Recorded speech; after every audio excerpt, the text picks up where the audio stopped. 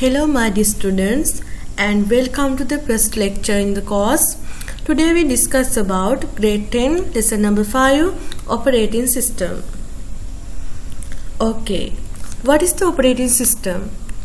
An operating system is the most important program that runs on a computer.